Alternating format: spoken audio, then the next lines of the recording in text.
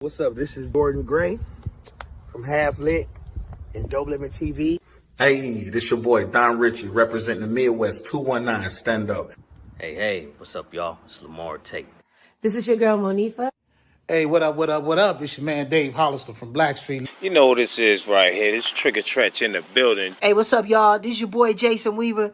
And whenever I'm back home in the Chi, I'm checking out Dope Living TV. Hey, it's your girl, Adina Howard, and you're watching Dope Living TV, live with Greg Gray and the crew.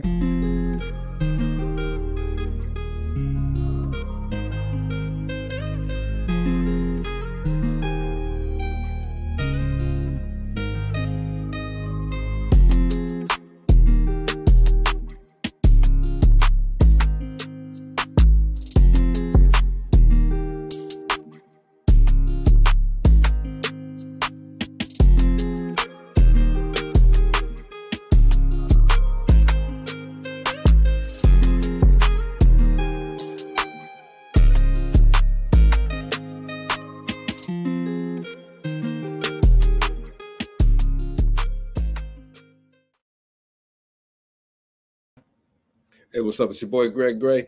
This is Dope Living TV Live. Let me start off by saying the views that are expressed on this Dope Living TV Live are not necessarily the views of Dope Living TV or its affiliates. All right, having said that, man, we're going to have a great show today. Welcome to the new week. It's another day God gave us, man, to get up, breathe, and do some things, make something happen differently. Like we're going to do on the show tonight, all right? Tonight, we got a brother, man.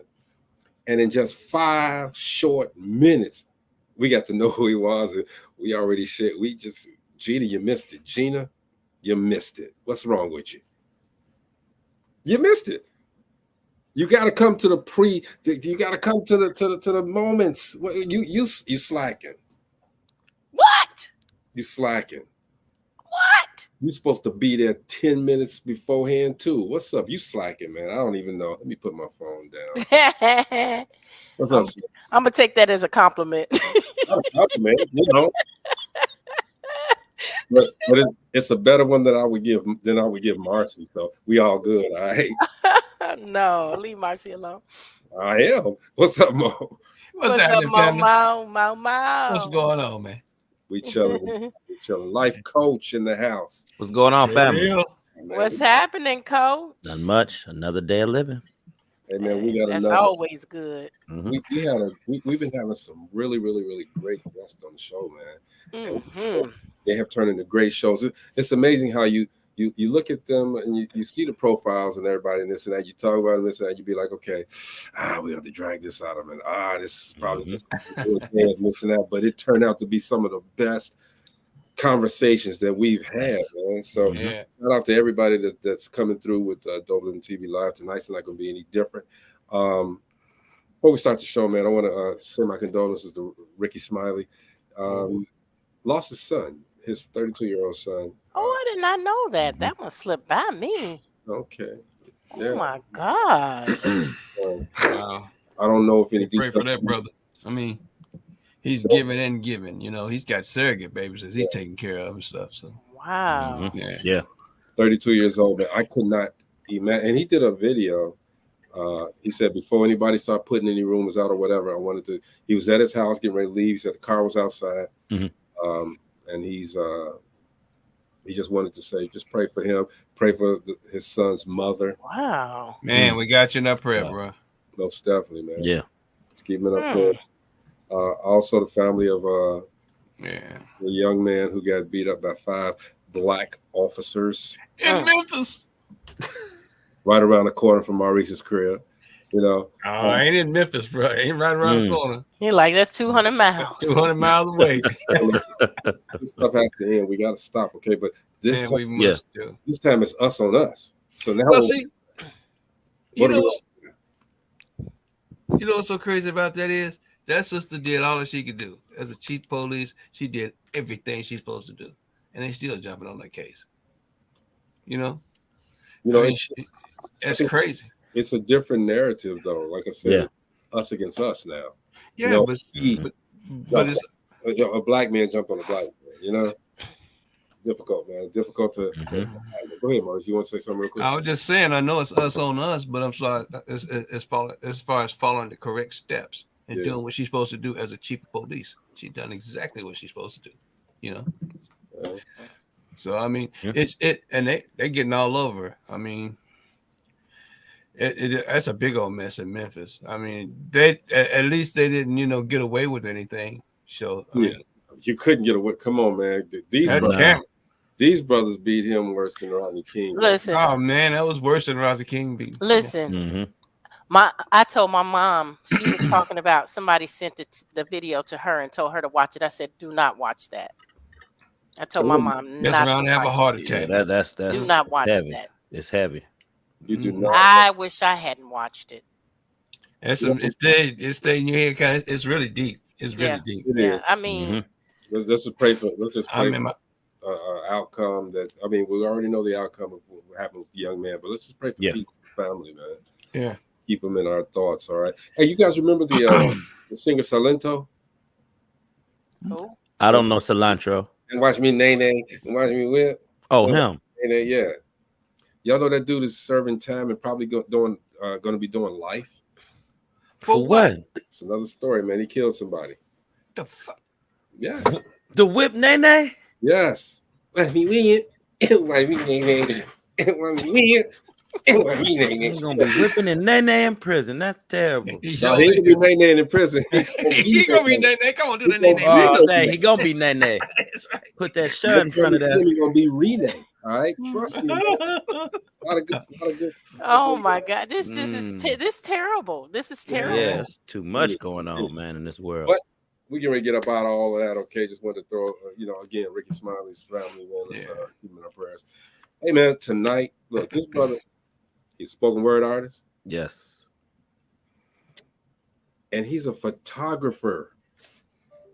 We didn't know that. He's a photographer. I know that. We know it now. We might have to put him on, put him on with us. Assignment or something. Yes. Let's do some films with us. Everybody's Kenny Woods, better known as Kenny Fresh. What's going on, bro? K Fresh. Kenny Fresh. K Fresh. What's up? Thank you. Appreciate it. I'm so glad to be here. Good to have you. Yes, sir. She up there, RJ the DJ. Get out of here, girl.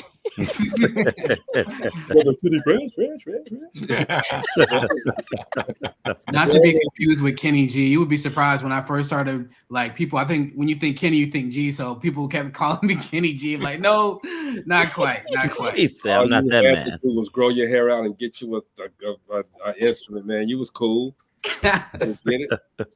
Anyway, again, welcome to the show, man. We appreciate you, man. So spoken word, man. Spoken word is it's making a resurgence, don't you think? Yeah, man. I think it's always been here. I feel like the early 2000s it was being held down by a Def Poetry Jam. That kind of took it to the mainstream, and then I kind of jumped in it in the 2010s, and I think people were already doing it. There was all these, spoken word festivals like Southern Fried and other things. And then there's, the Women of the World Poetry Slam, where you have like the best women poets in the world competing for like the title of #1. So I think it's been around, but I think I feel like it's always been around. I think there's more eyes on it now. And a lot of people are bubbling and blowing up. So it's really cool. People like Rudy Francisco going on, I think the Jimmy Fallon show, I think that was last year. He did something with also, he did something on The Bachelor. Like the one episode of Bachelor I watched was because he was on there. He was a poet, and I guess one of the challenges that the girl, she took all the guys, they had to write a poem. The only reason, so like my daughter was judging me too when we got in the Hulu the next day. She's like, "Who was watching The Bachelor?" I'm like, "Bachelorette." I'm like, nah. Like, nah, I can't remember. But I'm like, nah, it was for a poet. She's like, sure. I'm like, nah, it was. And I think one of the things also is Amanda Gorman has been killing it. And so like a lot of these folks are taking poetry and spoken word to places that we've never seen. Like, I don't know about y'all, but I had never seen spoken word at the Super Bowl until Amanda Gorman did it. Right.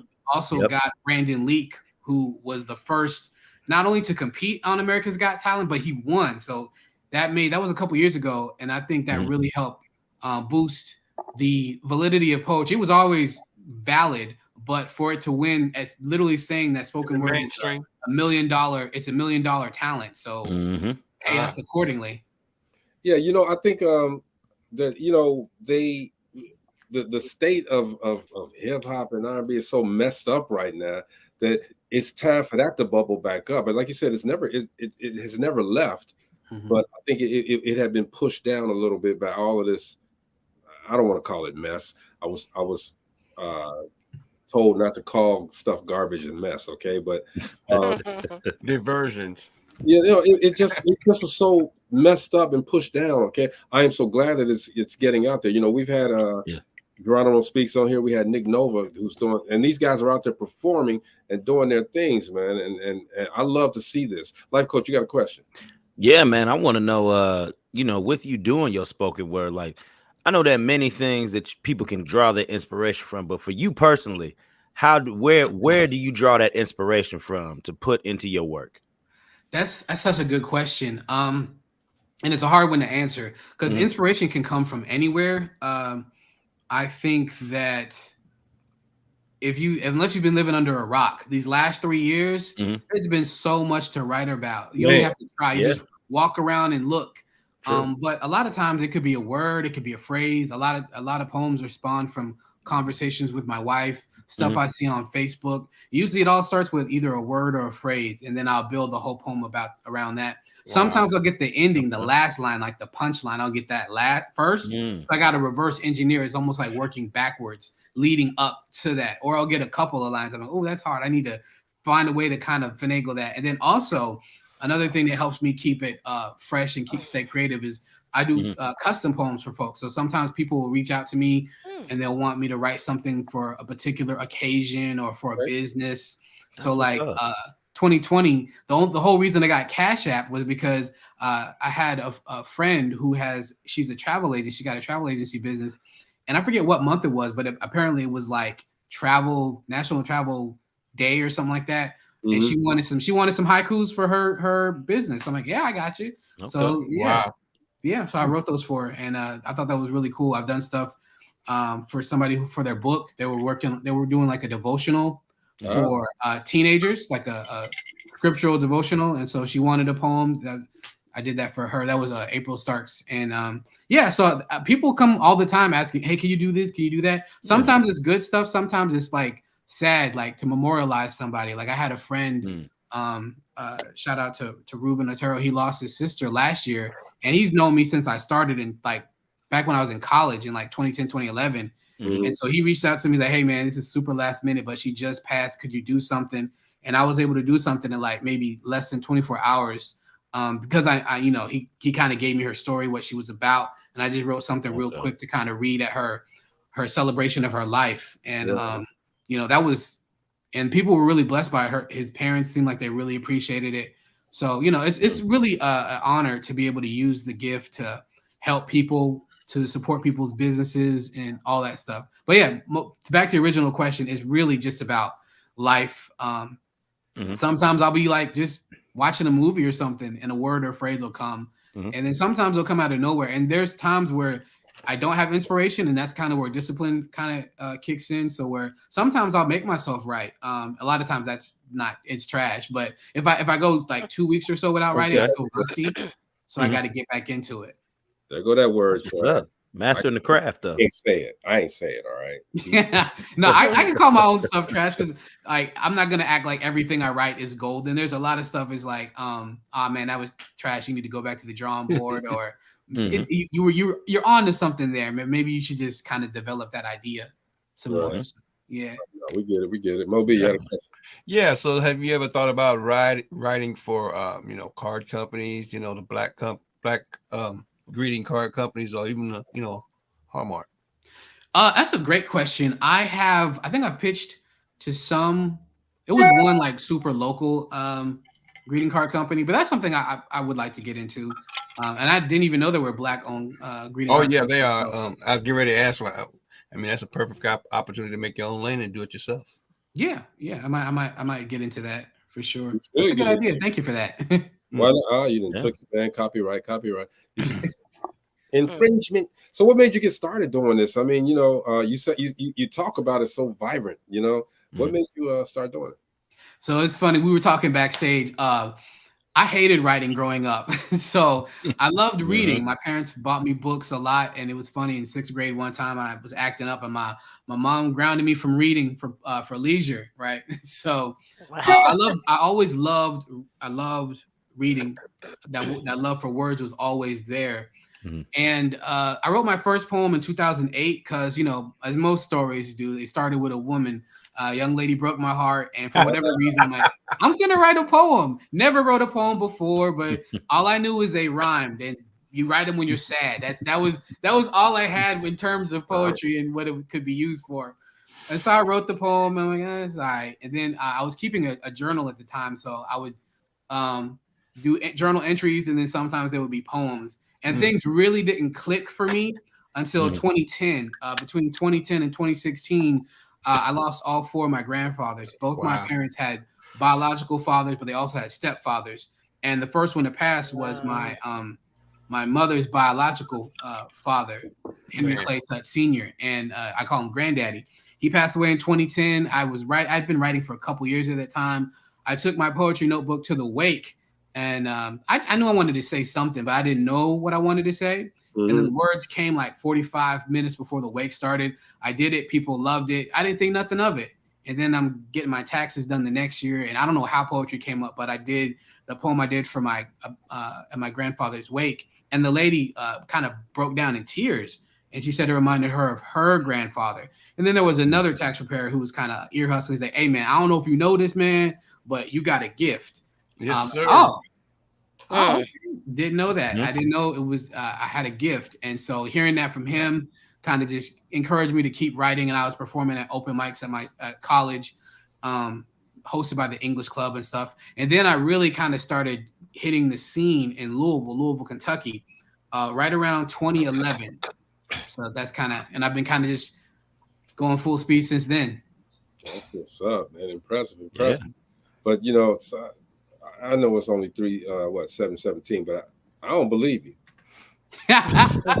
This man. What you mean you don't believe me?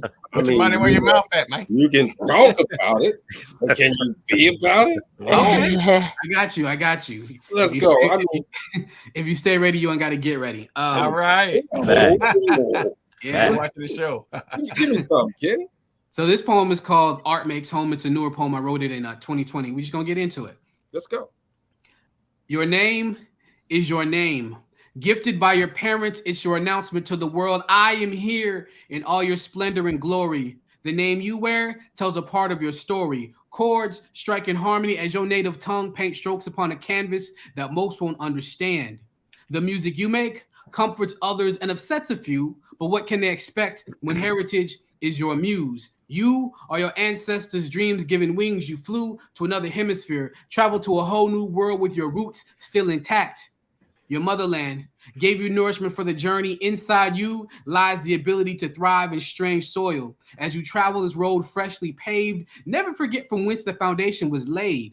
Home is where your heartbeat settles into its regular rhythm. Your streets knew you and you knew them. But here in this new home, this unfamiliar space, your heartbeat pounds at an irregular pace. Over time. It will slow and beat steady.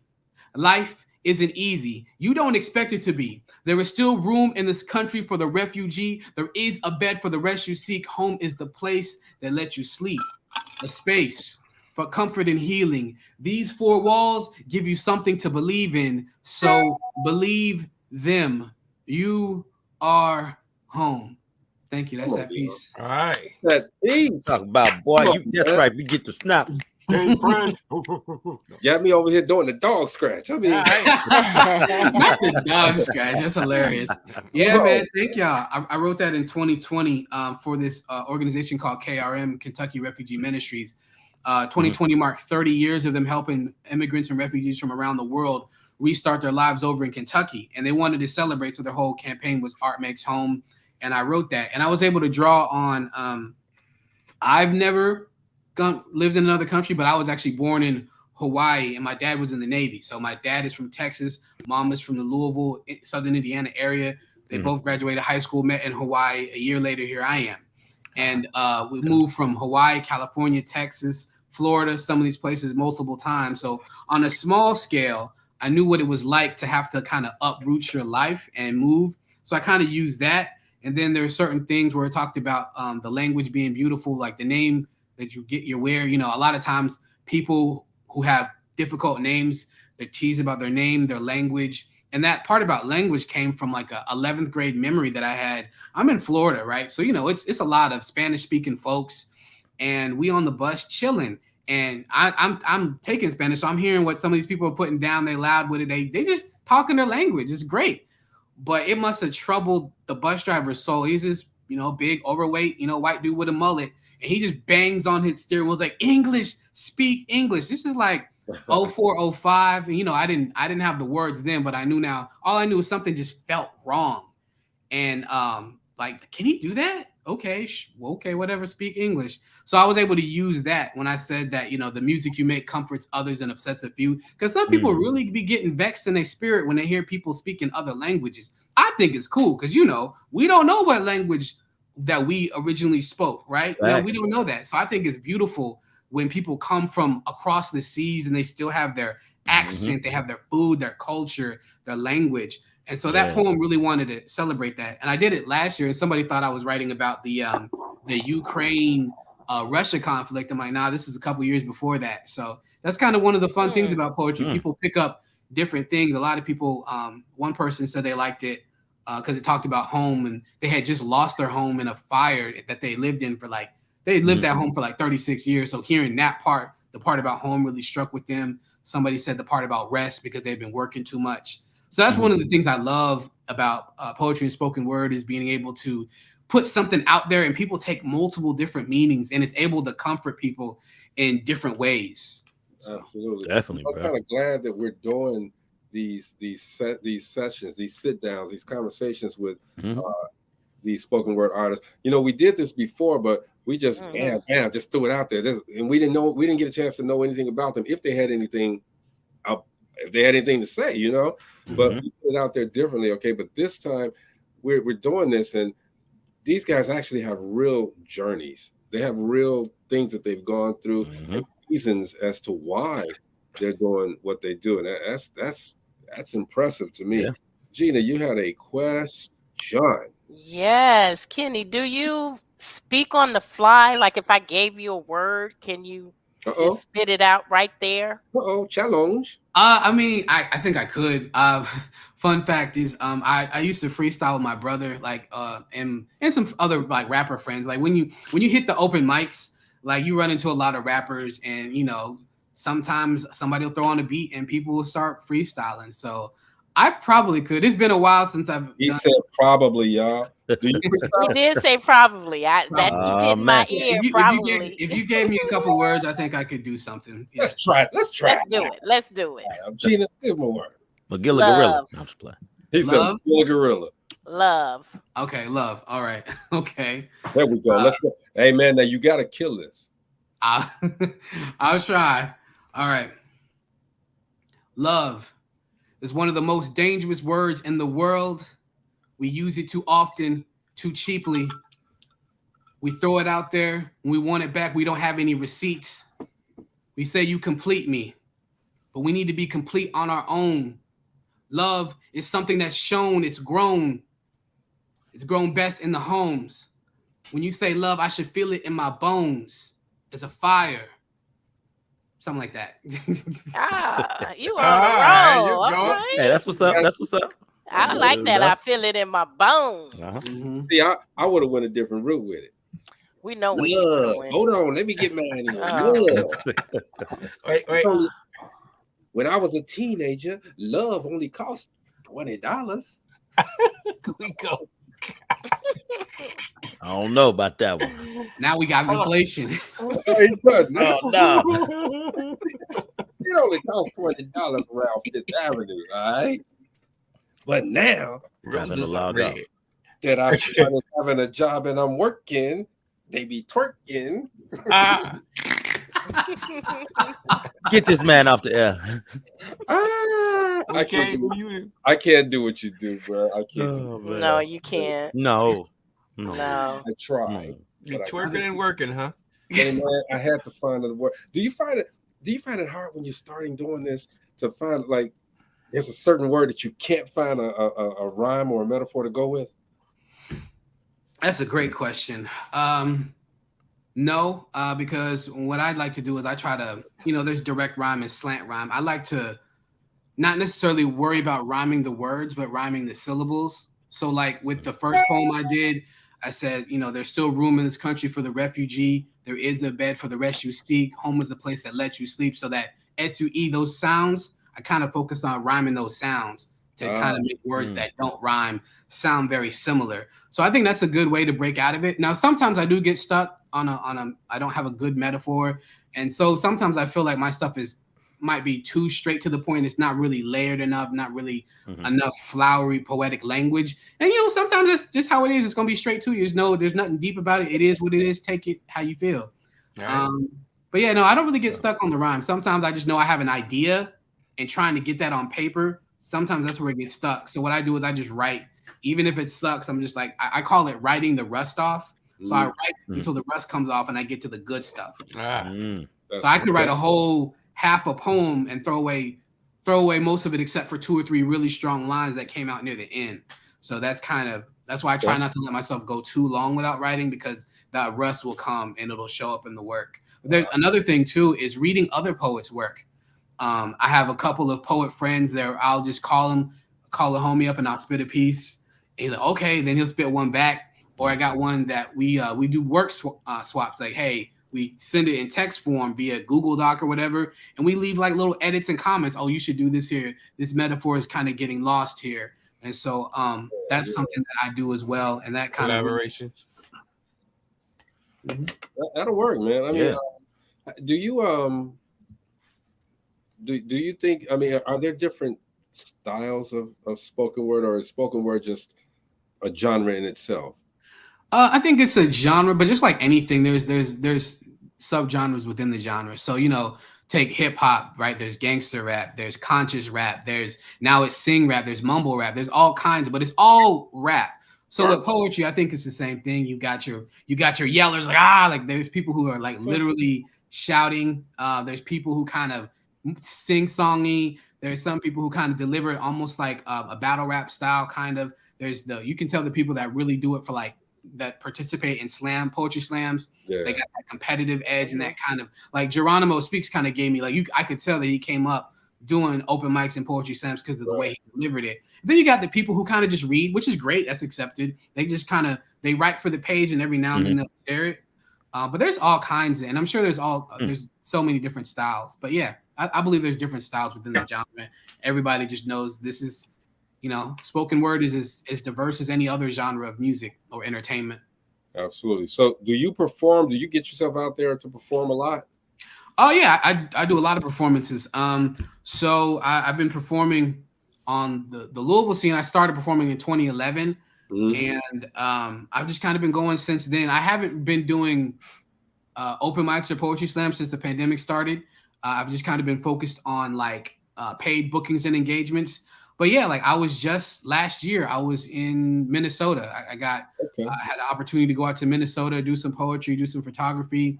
I've been traveling all around Indiana and Kentucky.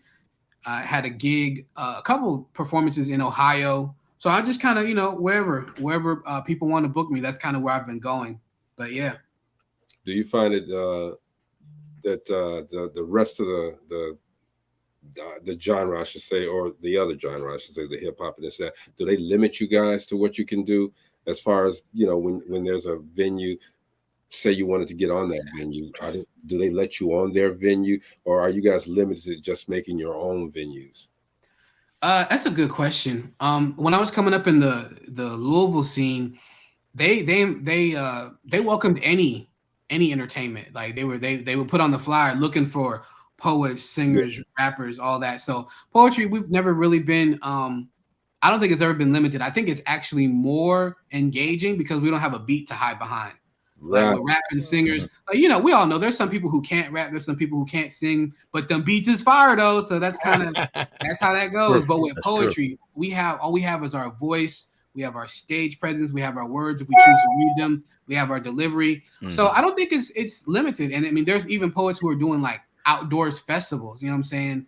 All kinds of genres, all kinds of venues. And like I said, it was at the Super Bowl. And so there's really I don't think there's any limits. I think it's more engaging. Like, you gotta listen. If you're here for poetry, you gotta listen. There's no beat to hide behind, no music, no dubbed vocals. It's straight and raw, no lip syncing, right? You know what I'm saying? It's straight from the artist's heart and mouth to the audience's ears. Okay. So we're talking with having a conversation, let's say, with Kenny Fresh. I ain't gonna call you Kenny Woods no more. We don't know him. Kenny Fresh, sharing with us, all right, and giving us an education. Most definitely giving us an education, okay? And we appreciate him coming through. Moby, you had a question. I'm sorry, Life Coach had a question. Oh yeah. Now you talk about the different genres and everything else that you've done, man. And I just want to commend you. Thank you for sharing the process, because I believe you are the first spoken word artist that we've had on here who's really shared and broken down the process of what it takes. You know what I mean? To really do that. But now I'm gonna get into my question. So what I want to ask you is, you know, what's your different genres and different types of poetry that you have put out there with everybody? You know, what is your most memorable piece? What is the piece that really hit you? I mean, slapped you in the face. The one he getting ready to do now? That piece. Well, yeah, that piece, actually, no, because I haven't. It's been a while since I've done it. Haven't memorized it. But the most impactful piece is called DNA. It means Daddy Needs to Answer. Talking about fatherlessness. So it's not my story. I grew up with my dad in my life when he wasn't out to sea in the Navy. Okay.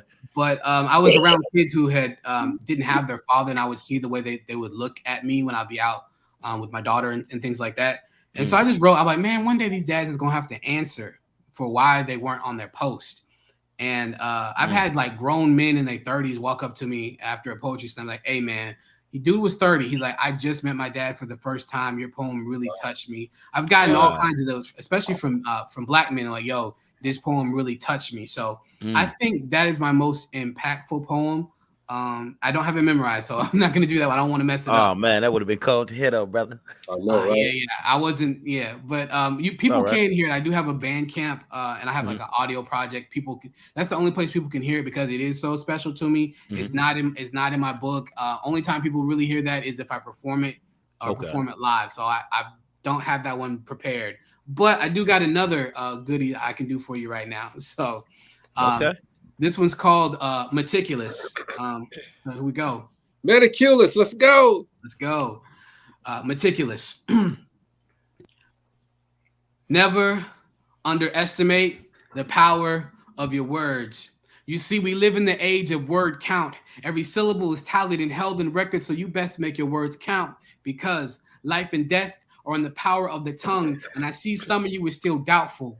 Just think about all the lives lost as a result of cyberbullying. With the click of a mouse and some typed letters, souls are crushed and hope is fettered. There's too much going on in this world, so I can't keep wasting words. So many of us believe we were made in the image of God, but we fail to realize that just as his words give life, ours have the same effect. And no, we may not be able to bring planets into existence with our words, but our words shape the world around us. So you see, your words create your world. What you breathe into existence will be the framework for the portrait that your life will be painted in. This is why complaints are nothing more than ink blots on a freshly printed page. They take the focus off the words, and in some cases, hide a part of the story. This is why every word that I spit is handpicked. It was carefully considered and cautiously critiqued, because while I'm whispering sweet nothings in y'all ear, there was someone outside literally dying to hear words like, hello, what's your name?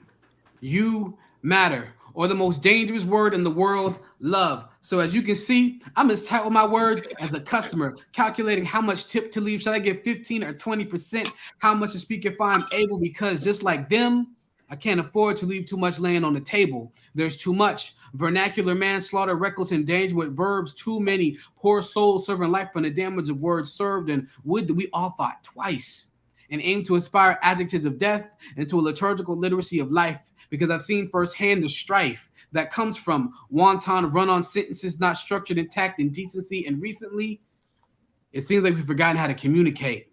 But I'm not perfect, so I won't cast a stone. Rather, I will build. Use my tongue to paint beautiful pictures in light of the sun, in light of the man I like to become. But it all starts with me, and then time translates to we. And this is not to preach to you, rather this is to reach to you. So let every said syllable sound of sincere structure, not settling for sombering stagnant sentences of servitude. So in short, words matter. Be meticulous. That's that piece. Hey, my man.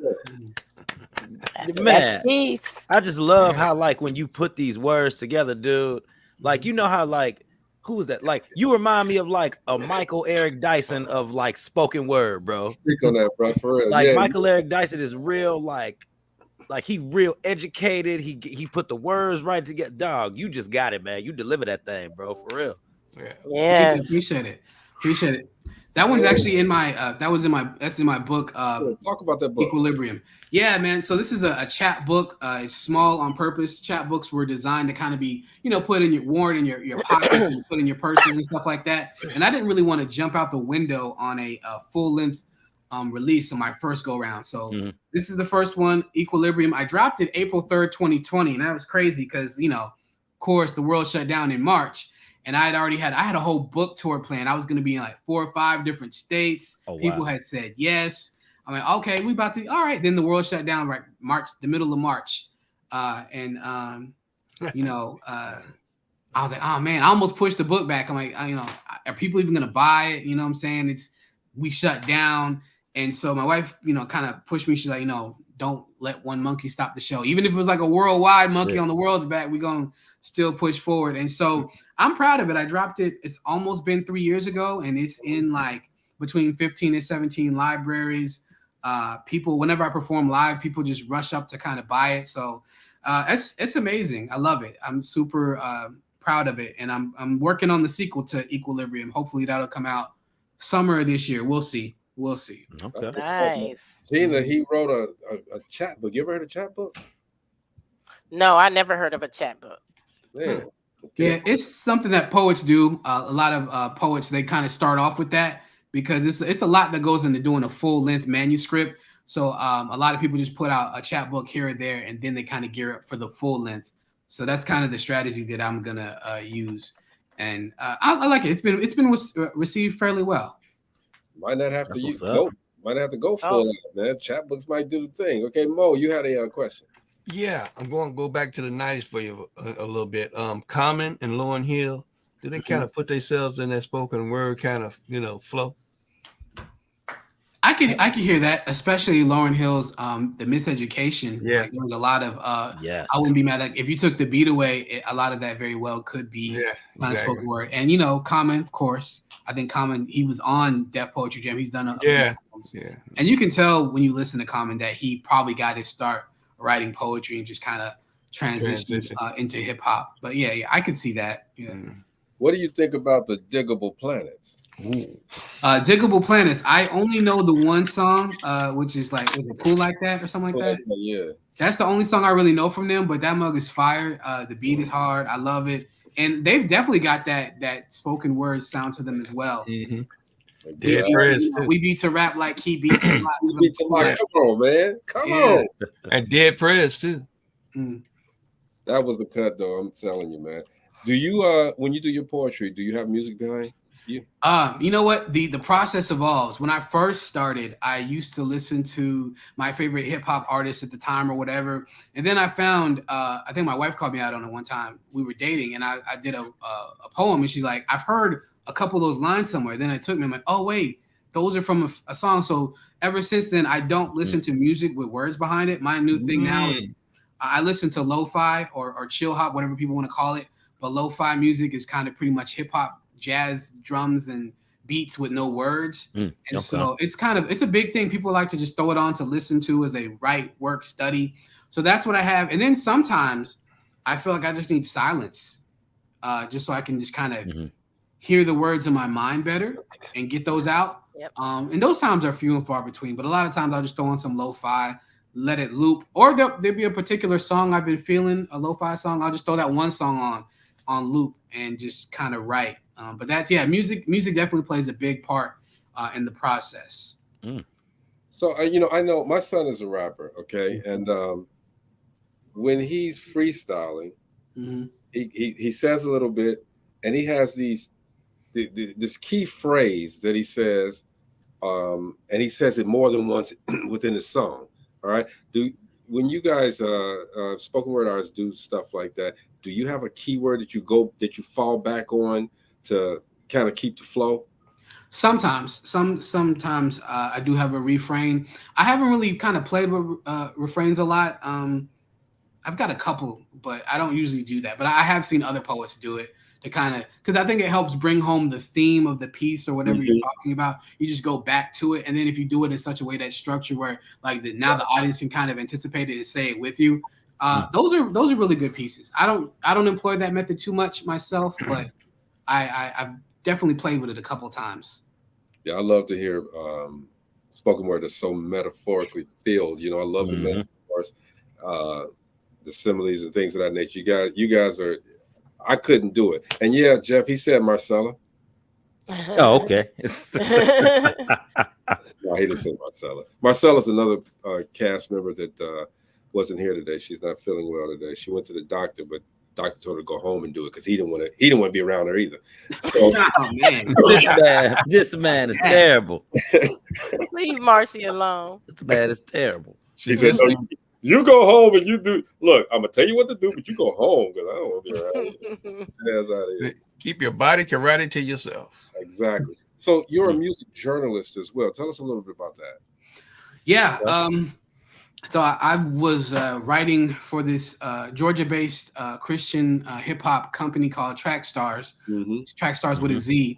And I had listened to the show. They were a podcast as well. I was listening to the show, and they were asking for writers in like the fall of 2015. And I just kind of got the feeling like, yo, you should do that. I mean, even though I'm like, that's not the kind of writing I do, I still had a feeling that I should do that. So I reached out to them when they were putting together the writing team because I love Christian hip hop. I've been listening to Christian hip hop now since like almost about a little over 20 years. Like I listened to my first album in 2001. So when I came to them in 2015, started writing in 2016, I had a pretty definitive knowledge of the genre, and I just kind of wrote about it. It was fun. I wrote about all the artists that I liked, some artists that I didn't feel like were being covered enough. I wrote about them. I wrote about the Christian battle rappers that were doing big things in the scene. So I did that for all the way up until May of last year, and I just kind of felt like I should step away and focus on my own thing, push my own car, which is the poetry and freelance writing for other journals and stuff like that. So I did that for about 6 years. And now I write when, I just kind of pitch articles to different outlets. And so one that I've been writing for is called Ruckus. They're an art-based journal. They're an art journal based out of Louisville, Kentucky. Yeah. And they cover artists from the American South and the Midwest up to certain points. And so I just recently had 2 articles drop on there within the last couple of weeks, interviewing artists, 2 visual artists. And so that's something I do on the spare time in between performances and gigs and stuff like that. It's just something I've kind of been stepping into. But I'm mostly known for the poetry because I've been doing it for over a decade. So that's kind of the main thing. But it's cool to write other stuff too. And I kind of write blogs for my website. So if I pitch something and nobody wants it, I'll just post it myself. So there you go. That's what's up. My man Armand says real life Darius from Love Jones in the building. Not Love Jones. That's everybody's go-to reference when it comes to spoken word or poetry. But yeah, you sound like Love Jones in here. Sure. And you're ready to write. We talking with Mr. Kenny Fresh on the show today, but we're gonna take a break, man, and we're gonna get to Mr. Life Coach Jeff Rallifer in redirect, regroup, refocus. No, here we go. Here we go.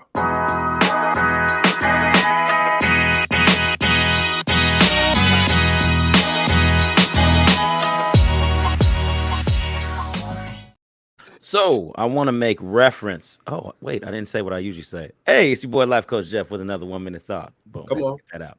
And I want to make reference and go back to kind of something that was said earlier. And what was said earlier was we talked about calling your work trash. You know what I mean? Right. And you know, even though your work can be trash, I want to let you know that your trash can also be something to actually manifest something greater. You know, a lot of times we stumble, we fall, you know, we make mistakes. But we have to realize that we say one person's trash is another person's treasure. You have to start looking at your own trash as maybe one day becoming your own treasure.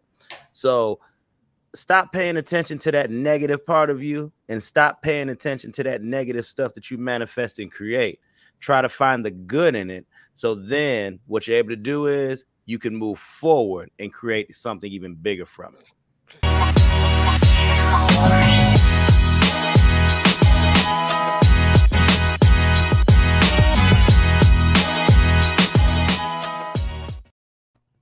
Jeff, you know, we only messed up that transition one time. One time.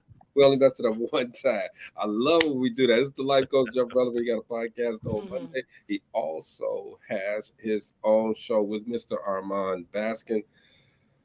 Yes. Narrative. Changing the narrative. Yes, sir. Yes, sir. We're talking to Mr. Kenny Freshman out of Memphis, is it right? No, I'm in Southern Indiana. Oh, you're Southern Indiana? Southern Indiana. Yeah. Ooh, you took him way down south. I took him way down south. Right on the tip of Indiana. Man, okay. Jeannie, you had a question. I did. My question, I'm just wondering, Kenny, that looked like a flycatcher in front of you. What is that? Oh, this is just a pop filter. I've got a whole microphone that I use with. So I like the way it looks in the shot. So I've got it there. I feel like it looks official when you got the mic, kind of like the life coach got, you know, when you got the mic in the shot. But then if I got like this, you can't see the face. So I kind of push it back, so all you see is the pop filter. That just kind of keeps the spit and everything from getting on the mic. Because I use this also to record some poems. Right.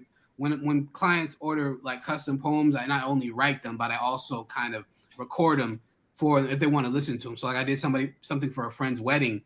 And you know, I wrote it. I went in person and performed it, but I also sent her the voice. So she's like, I need that just in case, you know, he started getting on my nerves. But also it was cool because whoever she got to do the videographer for her wedding, he used the vocal and he made this really dope video using because the person, my friend, she's also an artist, used some of her music, used pieces of the poem I wrote, and it just gave it a real cinematic feel. So I like doing that, but you know, I feel like the microphone, it just kind of helps. I don't know. I feel like it looks more official, and it's just another tool of the trade. Aesthetics are important too. So that's what's up. You know, Coach Jeff got them. I actually got one. So I don't know, but hey man, look. Before we get out of here, we need one more. Yeah. I've got one more. This is a brand new poem. I have not performed this in public. I've sent it to some poet friends. Exclusive. Exclusive. I like rewarding them. If you watching with us, you watch the whole thing. I'm rewarding you with a brand new poem no one else has heard. Okay. Gina, give us that echo. Giving you a brand new poem that no one has heard. Exclusive. Let's go. Yeah. So this one's called From the Lips of Black Women. I like the way older Black women say poem, bending syntax and phonetics into a poem of their own making. Accents as viscous as the muddy waters the blues were born in. They call everyone sugar, dub us honey even if they don't know us. Them store-bought stereotypes could never match the organic taste of their sweet timbre. You heard what they said. Nomenclature in the right mouth feels like home. Instructions sing to the tune of, you be safe out there, baby.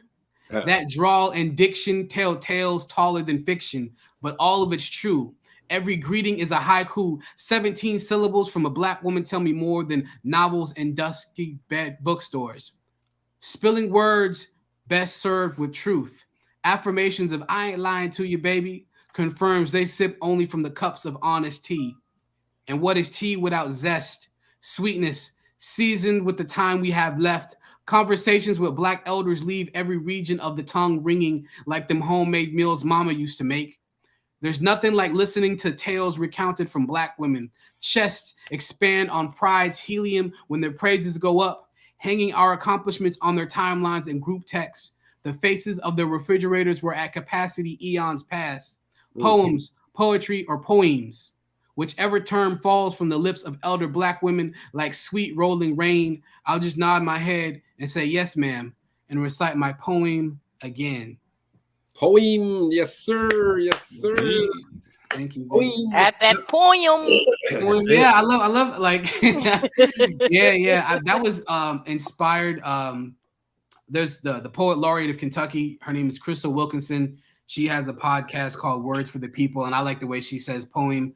She says poem, and it reminded me of how other elder Black women say that word. They don't say poem; they're like poem, your poetry. So I just kind of like that.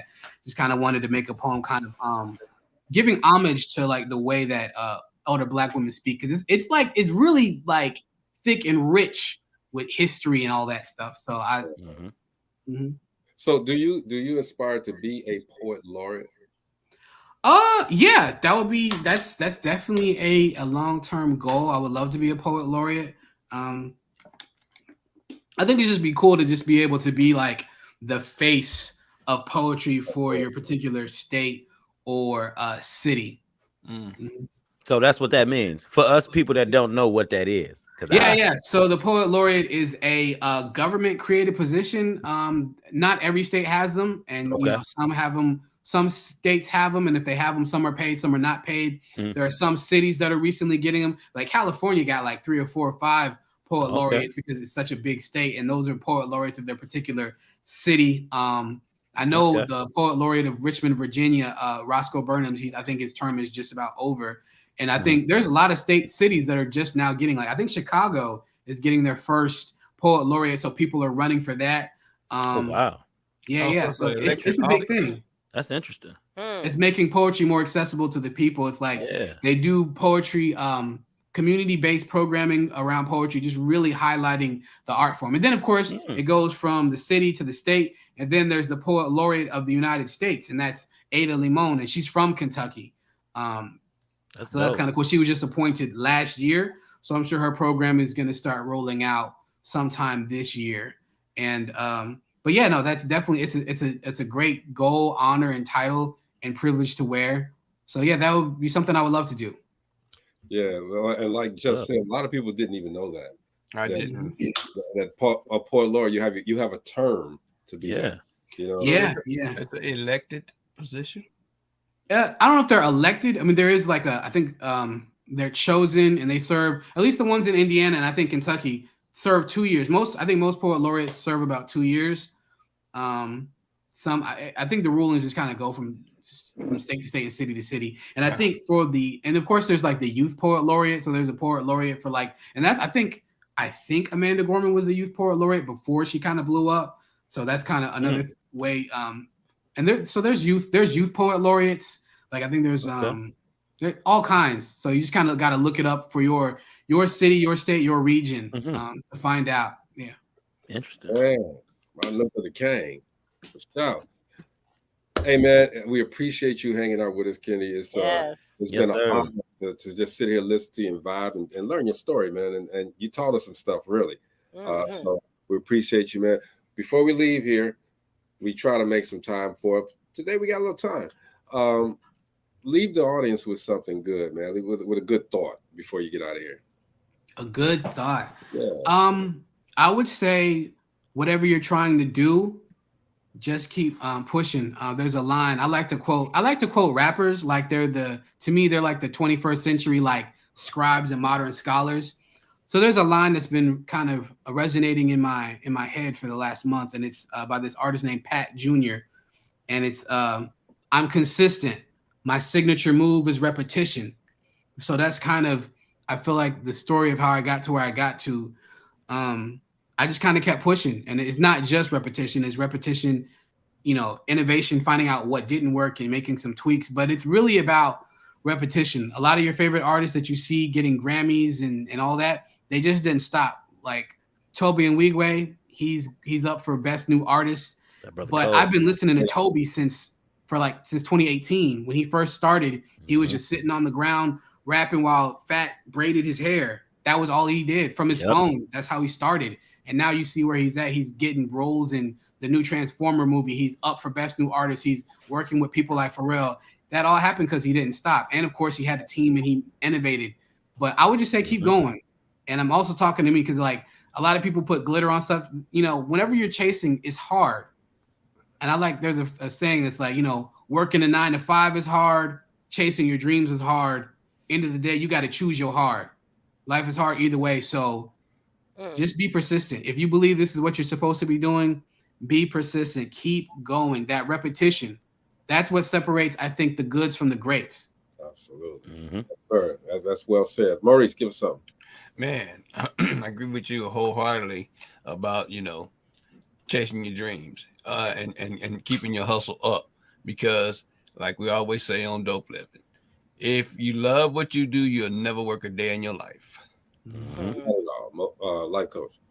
Yeah, facts, man. Just keep moving with it, man. Don't stop. And you know, when people try to come, negativity will always try to come your way too. Don't listen to people when they try to deter you from your own dream that you know that God gave you. That's right. Stay the course and kick the haters behind you. Yeah, Gina. Man, this is an art. Spoken word is another form of art. Keep pushing it. You're doing a great job, Kenny. I love it. Thank you. And you know what? We got a lot of people watching, a lot of people out there that don't even know they're spoken word artists. Get out there. All you got to do is speak from your heart. Period. Let it flow, man. You know, he quoted a rapper. I'm gonna quote a rapper too, okay? And I thought this was very, you know, especially doing what we do, doing what I do. You know, you it's arduous. It's a task to do this. So I want to quote. Who the hell is this? Paging me at 5:46 in the morning, crack of dawn, and now I'm yawning. Wipe the cold off my eye. See who's this paging me? Why? Anyway, that's who I'm gonna use. The Notorious B.I.G. Y'all already know. Okay, We already know. When the mind of Greg Gray comes, I could have folded my eye back and then just did some of this, but I said I'm gonna let it go. Anyway, hey man, we appreciate you, Kenny Fresh, man. It's been a pleasure to have you on the show, man. Yes, sir. Thank you. I appreciate it. Thank you so much. And thank you for showcasing that for us, man, giving us the exclusive on that poem. And if you got any more exclusives, man, just holler at us, all right? And shoot it our way. Say, Greg, look, I want to do one more for you, man, if you got time. And we gonna make a spot for you. Come on through, man, all right? For sure. Thank y'all so much, man. If people want to connect with me, man, just refresherpoint.com is the website. refresherpoint.com. Instagram is @refresherpoint. Twitter is KennyFresh1025. Man, you just Google Kenny Fresh Poetry. My face should pop up. So stay in touch. Most definitely. Get him on. He'll be back, y'all. We get him on here again. He's gonna hang out with us. No problem. We got it. You got it. Following. Thank you. Appreciate it. Thank you. Let me hook that up too. She moved fast. Right. Fast. Okay, when we like people, Gina's notorious. She the first one. All right. When we don't like people, But let me think about it. We just roll them off. Okay. We just say, okay, yeah, thanks for coming. Just thanks for coming. Be the key at the door. Then leave. Don't come back now. You hear? We good, okay. This dude got some tickets. That's what he wants. This is Dope Living TV Live. Kenny Fresh is on here, and we had a good time today. And we will see you guys tomorrow. Tomorrow we got Charles Lamar Shepard. I don't want to miss this. Okay, actor, singer, songwriter. You don't want to miss this. All right. That's it. We'll see you tomorrow. Peace. Peace.